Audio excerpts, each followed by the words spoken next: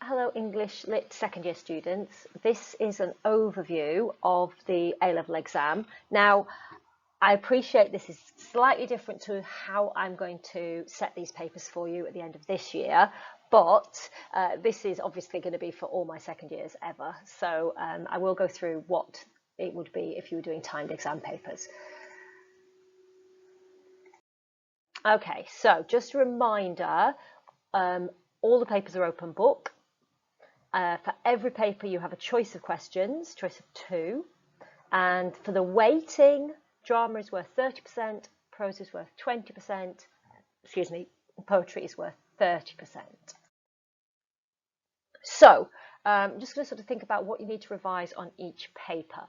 So for every text, every question, the first 2 assessment objectives are always there because those 2 are about writing an essay and analysing meanings. So AO1 is assessing your essay writing skills and AO2 is assessing your analysis. How do you revise for this? Okay, you can revise AO2 analysis by rereading your notes and handouts so that you've got a good range of examples up your sleeve to quote and analyse. Okay, so it's not in the exam you think, oh, what would prove this? And you find something and then you think, oh, what can I say about it? Much better to already know, oh, I can say this about imagery, I can say this about narrative voice. Yep. And then essay writing skills, how do you revise those? Well, you can only revise by practicing. So you can use the revision packs, which have got all the past questions and indicative comment. I've also given you some exemplar essays, so you can look at those. But you can also practice using literary terminology and concepts. So you might want to create your own glossary. You might want to practice using those terms in sentences and in paragraphs. That's a good way to practice getting that assessment objective up.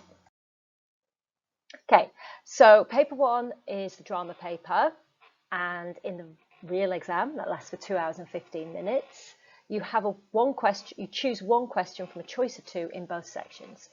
Section A is Hamlet, section B is the importance of being earnest, and you can see there that Hamlet is worth 10 marks, it has more assessment objectives, and you're also meant to be talking about the interpretations.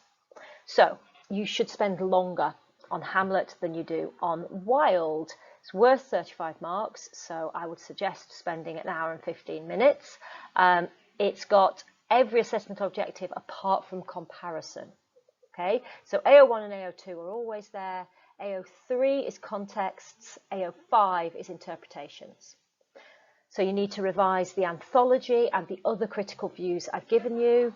If you've written some essays and essay plans, hopefully you have practiced referring to helpful critical views.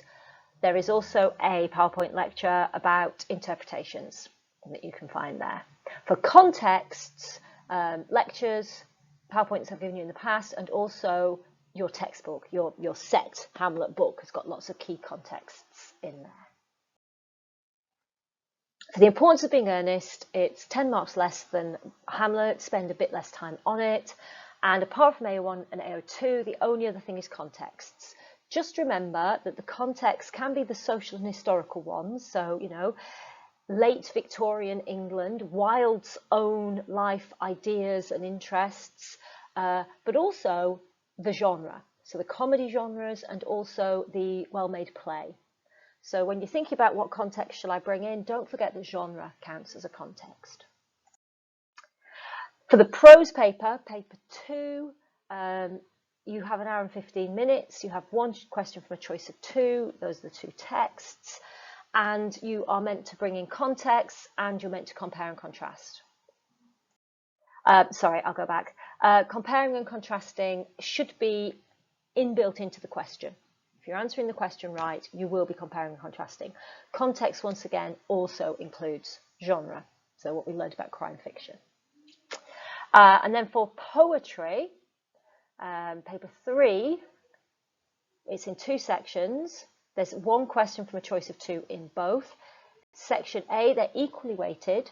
Section A is the poems of the decade selection and the unseen poem. Section B is the Christina Rossetti. Okay, so for section A, you're asked to compare an unseen poem with a named poem from Forward Book of the Decade. There's no choice of unseen poem, but there is a choice of 2 questions because there are 2 different set poems. You should spend just over an hour, I would suggest, on this one. There are marks for AO1, AO2 and AO4, which is comparison. Now, I've written here not contexts. I know in the little lecture I gave you about how to answer these questions, I did say you can bring in contexts, but I just mean to support your interpretations. So what can you do to revise? You can revise the set poems. Okay, we've got PowerPoints, we've got handouts, you've got your little study guide. Remember, it's techniques that you're getting marks for and linking those to meanings and effects. So you need to be really confident about what those are in the set poems. You can practice unseen poetry analysis because I've got a whole bunch of unseen poems stuck up for you on Teams and other places where I've suggested you can go look at modern poems that we haven't looked at before. And then on section B, the second thing is Christina Rossetti. 1 named poem and 1 of your own choice from a choice of 2 questions. And this time it's contexts but not comparison. So how do you revise this?